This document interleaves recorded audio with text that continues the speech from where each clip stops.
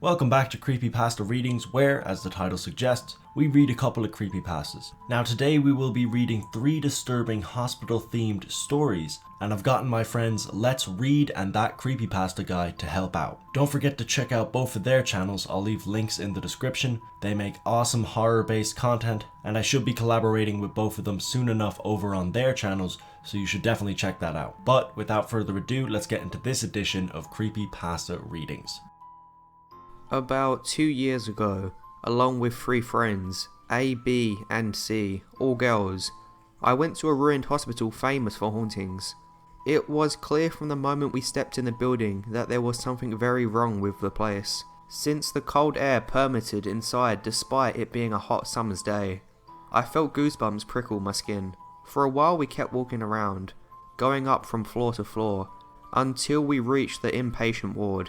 There was a nursing station on the same floor, and as soon as friend A saw it, she remarked, "I just saw someone there."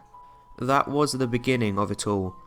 We all began to feel scared, but we had come to test our courage, and none of us felt like turning back to go home yet. We decided to divide up into twos and continued with the exploration. I paired up with A, and we chose to explore around the nursing station. We were just messing around with the stuff there when A, looking pale and shaking, tapped me on the shoulder and said, "I just saw a shadow following B just as we went in the rooms at the end of the corridor." And immediately after that she asked me, "Did you hurt your shoulder?" Puzzled, I looked at my right shoulder and some muddy water was smeared all over my white t-shirt. Because it was my favourite t-shirt, I got annoyed and answered A in a sharp tone, "Hey, you did this when you tapped me on the shoulder just now." A looked surprised and said, "What? I never tapped you on your shoulder." I got scared and shouted angrily at A saying, "Stop pulling my leg at a time like this." But A answered straight-faced, "What are you talking about? I swear I never touched you." Beginning to feel scared for real, I suggested that we all call B and C, quit the game and go home. A seemed too scared and said even going anywhere near the room into which B and C had disappeared was out of the question. So we figured we would just call out their names from where we stood. But no matter how many times we called, we didn't get their answers back. I was also reluctant to go near the place after what I heard from A about the shadow following B. Also, my right shoulder felt strangely heavy and painful. Then A asked me, "Shall we try her mobile?" And she tried calling B. A moment later we heard a ringing tone not from the corridor where B was supposed to be, but from the corridor opposite it. It caught us totally off guard, and that alone was bizarre enough, but to our horror, the person who answered the call was a stranger, and unmistakably a man. I heard A pleading into the phone, asking again and again and again to let her talk to B. In the end, A gave up with pleading and hung up. She said to me, "Maybe we should just go by ourselves." It was then A told me about the strange man who just answered her. We were almost out of our wits as we rushed down the stairs at full speed. Once we were safely out the hospital and back inside the car again, we began to feel more relaxed. I said to A, "Do you think we should call C?" And this time I tried C's mobile. Immediately I heard C's voice at the other end of the line. "Hey, where's B? She just disappeared. Are you two together? Don't tell me I'm the only one left behind. No way." She sounded unexpectedly cheerful, and we breathed a sigh of relief. We told her to get out of the building and come to us as soon as she could. And then we tried calling B again, but there was still no answer. We pulled our car up in front of the hospital gate and waited for C. Sometime later C appeared, walking unsteadily on her feet. I looked everywhere, but there was no sign of B. I tried to call her mobile, but she wouldn't pick up. "I think something is up. What should we do?" C spoke excitedly as she came closer to the car. We got her into the car and she told us what had happened to them in the hospital. According to C, just as the pair entered one of the rooms at the end of the corridor, B somehow started poking at C's back repeatedly, forcing her to look over her shoulder, but when C turned around, B had already disappeared. C guessed that B had lost her nerve and had gone back to where A and I were. And after receiving our call, C started looking for B on her own. She then heard a man's voice from the laboratory, and being a brave girl, she opened and checked every cubicle in there but could find nobody. She kept yelling B's name but got no answer, and she decided to come out, not knowing what else to do. We were discussing about what steps we might take next, when B come dashing towards the car, wailing. It was such a relief, and we opened the door and let her in, but she couldn't get in and only stood there, crying and raving. Just what were you thinking? All of you, ignoring me like that? Do you know how many times I called you? And were you planning to go home without me? Having shouted thus, she suddenly fell down on the spot. We were in total panic as we called the ambulance. B was carried to the hospital, but she died of a stroke. They said it was too late, but that seems strange considering that she was only 26 and she was treated immediately after she fell. The paramedics also asked me, "What happened to your shoulder?" That made me examine my right shoulder again. Then I realised what I thought was dirty water was actually some sort of darkened blood. And I also noticed that C was covered with numerous similarly bloody handprints. About a year after the incident, C died of leukemia. And still half a year passed before A too died in a car accident. And now I'm the only one who's still alive. I just had a stroke in May which has left me paralysed on the right side. And I'm still in the hospital for rehabilitation. But my mind is not at rest. Before I was admitted to the hospital, I was nearly driven mad by fear. But I strangely feel at ease now that I'm actually inside the hospital. I wonder if hospitals are protected by some unseen force. It's very strange. I no longer have been plagued by those nightmares I used to have when I was at home. I am no longer tormented by the shadow I used to see when I looked in the mirror. Now even the idea of staying in the hospital forever seems like an appealing one to me. I'm sorry for the other three, but I think I will survive. Let me first start off by saying that on behalf of my dying father and the rest of our family, we are sorry. We are sorry for not handling things differently and possibly putting all of your lives in danger. Let me start from the beginning. My dad and I had just finished Thanksgiving dinner last afternoon at around 2 p.m. All of the family had left, and my sister and mother went out shopping. So, my dad and I, alone in the house, decided to start getting the Christmas decorations in motion in hopes that we could be done with them by the end of the week. We marched up to the third floor of our house and over to the attic opening. My dad walked up the ladder and began to hand me some boxes. After about 2 minutes of moving these, I heard my dad say, "What the?" Then, I heard a blood-curdling scream. I climbed up the ladder as quickly as possible and saw a huge rat scurry into the darkness. Now when I say huge, I mean like 2 feet long and about 8 or 9 inches tall. This thing was the size of a fucking dog. I know it was a rat. I've handled rats in the past and I know one when I see it. It was a rat, just a really big one. Visibly shaken because of what I had just seen, I turned over to my father, who was clutching at his forearm with blood spewing everywhere. I hurried over to him and helped him down the stairs, being careful not to touch any blood. My initial thought was rabies, and that disease isn't transmitted via blood, but something about that rat made me more cautious of helping my father. He told me to walk him to the bathroom so he could clean the wound. I brought him over some alcohol and some cotton swabs while notifying him how much this was about to hurt.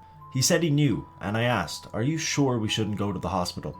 He assured me it was okay and decided to apply the alcohol himself. The scream he let out was worse than when he had gotten bit. He suffered through it though and draped his unbitten arm over my shoulder as I helped him hobble to his bed. It didn't take but a minute for him to pass out on that mattress.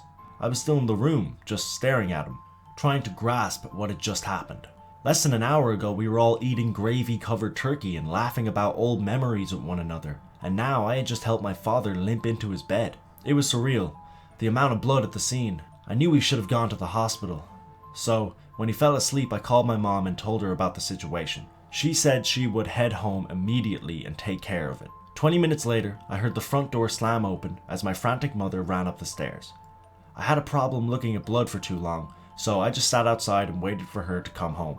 When she finally arrived, we walked in together to check on my father. And in that 20-minute time period, he went from looking like he got badly cut by a kitchen knife to an Ebola patient. And I don't use that analogy loosely. He actually looked like he was very near death. White bumps all over his face, motionless body. I was horrified. My mother helped me walk him to the car. As a family, we all drove to the hospital. About an hour had passed since the initial bite, and the hospital was in sight. Then we began to hear a moaning sound from my father in the back seat. My sister leaned over to see what he was trying to say, and just like in those horror movies, he bit her on the neck. Only this bite was different than the one you would see in the movies. This was much, much more vicious. Half of my sister's neck departed with that fatal bite, and immediately she fell to the bottom of the car, motionless. My mother screamed as I sat silent in shock, and she swerved into the hospital parking lot. She slammed on the brakes, and we both ran out towards the entrance. Some hospital staff ran out to meet us and asked what all the commotion was about. My mother tried to explain to them the situation, but she couldn't get it out between her vicious tears. I was still in shock, but I was able to tell them that the people who needed help were in the car, and that my father had gotten bit by a rat. Moments later, about 5 doctors ran out to the car and pulled my father and sister out in a stretcher. My mother and I both received medical attention because of the trauma we had just experienced, and while we were being checked on the first floor, we saw 2 SWAT cars pull up to the hospital. They ran in a unified line to the elevator, and more cops, SWAT, and even CDC cars pulled up to secure the perimeter of the hospital. My mother eventually went to the 5th floor where my father and sister were to check on them, and I was still on the 1st floor. About 20 minutes ago, they drilled every single exit of the building completely shut and have guns pointed at the windows. They said anyone who tries to escape would be fired upon. I tried to get to the 5th floor, but the elevator was shut down. I began to frantically ask every doctor I could find about the situation, and no one had any clue what was happening. Eventually, I found a doctor being looked at by other doctors on the 1st floor. I recognized him because he was one of the doctors that ran out to the car when we first arrived. He looked exactly like my father did when my mother and I checked on him. I tried to knock on the door and ask the nurses to let me talk to the doctor, but they just shut the blinds and shooed me away. I am worried for my family, and I am worried for the 40 or so innocent people who were in the lobby with me when they locked the doors. I am worried for the medical staff at the hospital, and I am worried that whatever my dad caught from that rat might spread to the outside world. We have been in this hospital for a day now, and there's still no word. Last night we heard a ton of screaming from the room where that doctor was getting looked at, but no one can see anything because the blinds are still closed. I will try and update soon, hopefully. I was a paranormal investigator, but a few months ago, I realized how I wasn't making any progress. So, I quit. You know those old people in libraries telling stories to young children? Well, in most towns, you have to volunteer to do that. You don't get paid. But in my town, I do get paid. That's my new job. I tell scary stories that I have experienced. Well, not all the stories I tell are those that I've experienced. Some are others' experiences. And also, let me tell you, the ones about me are real. Absolutely real. The other ones, I'm not so sure. Those stories are all from my friends. Most of the times they're honest, but you never know. Anyway, let's start. It was back when I wanted to become a doctor. I had no experience in a hospital whatsoever, so I decided to go to the Experience Being a Nurse campaign. Back then, I was curious on why they had chosen the oldest hospital in my town. You know what I'm talking about, right? Hospitals are odd places. They're also sad places. A nurse's job is to comfort a patient. I didn't know this before the campaign, but patients are pretty lonely when they're stuck there for a while. Of course, their families come to visit once in a while, but that's only like once a week. Hospital parking is expensive. So the nurses go and talk to the patients while they're laying in bed. That makes the patient really happy, having someone to talk to, and have that person actually listen to you. And for the nurses, they're happy too. They get to know what the person is actually like. There's always a chance of becoming good friends too. But that isn't how hospitals always work. After getting to know a patient, some of them pass away. So all of the work gets thrown out the window. You are always overcome by the glum feelings in your brain. But you can't act like this forever. There are other patients looking for someone to talk to. That's how hard it is to be a nurse. I thought being a nurse was much easier than being a doctor. Well, maybe education-wise it is. But you know, from what I just explained, it might not be that easy. I felt queasy when I first entered the hospital doors. The door slid open with a squeak, indicating that the door was quite old. I explained to the woman behind the counter what I was there for. She smiled and led me back to a room where another woman was waiting for me. She examined me with her strict eyes and briskly stood up. She stuck up her hand at my waist. "Hi, I'll be leading you today." She said her name was Norris. As she showed me around the hospital, time passed quickly. It was past dinner time when we finished. I realized that there was a problem. "Wait, I was supposed to actually be a nurse today, right? Not just get shown around?" "Yes, exactly. You're on night duty." Night duty. The time when all the ghosts, demons, and stuff come and haunt the hospital. After explaining how the nurse's station worked, she left me standing alone with a post-it note that had her phone number scribbled on it. With a sigh, I slumped down onto the leather chair that was encompassed by several flashing lights and buttons. I pulled out a book that I had been reading since 2 days ago and read. In a matter of minutes, I had fallen asleep. I woke up when the nurse call light flashed into my face. Startled, I fell onto the floor and stretched my neck up to see what room needed my service. 207. Room 207. I hurriedly scurried down the hallways. Room 207 was on the east building, very far away from the nurse's station. My shoes made quiet sounds that echoed around the dark hallway. My flashlight got dimmer with every step. I climbed up a flight of stairs, careful not to slip. Finally, I reached room 207. I opened the door and got greeted by a dim light near the patient's bed. She was shivering badly. She said her name was Lauren. She was middle-aged, but no wrinkles or whitening hair. She was pretty young looking to me. "Nurse. Oh, nurse. Please change my room. I can't stand this place anymore." I stood there not knowing what to do. I remembered what Norris had told me to say. "Please calm down. What's the problem?" She quivered as her pointer finger pointed at a nearby window. "Oh, over there." Outside, there was nothing scary, just the view of the west building and streetlights. Puzzled, I opened the window and peeked my head outside. "There's nothing here," I called back to her. "I swear to God, there was a thing there." "Huh?" I closed the window behind me. "What thing?" It was like a smashed face of a young woman, and with its rotten voice, it kept calling my name. "Please calm down. It's just your imagination." I put her under the sheets. I calmed her down until she finally started snoozing.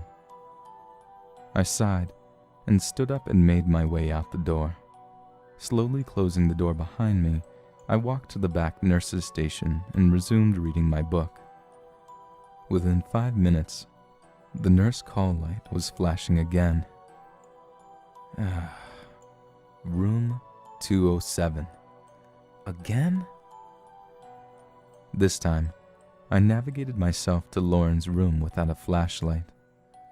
Quickly, I opened the door and saw her shivering in bed. Nurse! It was much worse this time. The moment she calmed down a bit, she shrieked into my face. "It came again! The thing! It's here!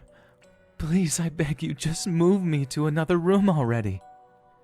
Ma'am, it's just your imagination. This often happens in hospitals after the shock of getting an injury. It's all right. She shook her head. It was clear. I saw it. The smashed up face, and that woman kept calling on me. It kept saying, "Come here. Come here. Come here." But I swear to God, if I ever get tricked by that monster, I'll get killed by it. Ma'am, please calm down. It's all right. I'll get you some medicine so you can go to sleep. When she was dozing off, I quickly left the room, but once I was in the nurse's station, I stayed cautious in case Lauren wanted to call me again. She did. Ma'am, how many times do I have to tell you? I was cut off by her shrieks. It came again. Do not tell me it was my imagination. It was here. It was luring me. That thing. Just move me to another room, please. Ma'am, it's okay. Let me go check for you. I opened the window and looked around. Close the window, quick! I slammed it shut. I glared at Lauren. What is it now? You almost let it in. It tried to put its foot in. Can't you see it? I had no patience left. I gave her lots of medicine, and almost instantly she was out. I slammed the door shut behind me, and as I was slowly walking down the dark hallway, Lauren screamed, loud and clear. I ran back to the door and saw Lauren crouched beside it. Why are you out of your bed? You're not supposed to be in that hallway at night. I woke up when you slammed the door, and it was right there inside the bed, right in front of me, staring at me. Kept on repeating those damned words. Let me check, okay? I reached for the doorknob, but before I could turn it, a hand reached out and grabbed my wrist. I trapped the thing in there. Don't let it out. I finally realized that this woman was probably mentally disturbed. She was actually seeing these things in her mind, and I could do nothing to stop it. There was only one solution. Lauren, how about this? I'll take you to the nurse's lounge, and you can sleep there until we move you to another available room. How's that sound? She nodded. I helped her up, and we slowly walked back to the lounge where I laid her down on a bench. Wait here. I'll get the head nurse. I called Norris. When she came, I explained the whole thing. Yes, and it was Lauren in room 207. What are you talking about? Lauren Prieto in room 207? You know, the one who has a little mental disorder? Norris wasn't answering. Finally, she talked. Where's she now? I took her into the nurse's lounge without a word. However, where I had left Lauren, she had disappeared. What? Norris stared at me with scared eyes. Nothing that you would expect from a mean lady like her. Follow me. I slowly followed her to the basement, where many passed away patients were stored for research on unknown diseases. I felt a little dizzy standing here at 3 a.m. Maybe a ghost would appear. Norris led me to the very end of the room. There was a small bed labeled P. Do I have a look? She nodded. I peeked under the covers, hiding the limp body. It was Lauren. Astonished, I looked back at Norris. But how? I was talking to her about 30 minutes ago. She was alive. This lady? She passed away yesterday. I stared back at her. She wasn't looking at me. I couldn't argue. I suddenly remembered the monster that Lauren was complaining about. There was a bed labeled B next to Lauren's. Can I take a peek at that one too? Norris wasn't responding, so I did it without her permission. When I looked at the head, I nearly fainted. It was a smashed up face of a woman. 8 years from that incident, when anyone mentions hospitals, I always get that smashed up face in my head, and it never goes away. And that's it for this episode of Creepypasta Readings. I hope you enjoyed, and if you did, don't forget to hit that like button. Also, big thanks to Let's Read and That Creepypasta Guy for helping out with this episode. Again, I'll leave a link to their channels in the description, you should definitely check them out. But, as always, until next time.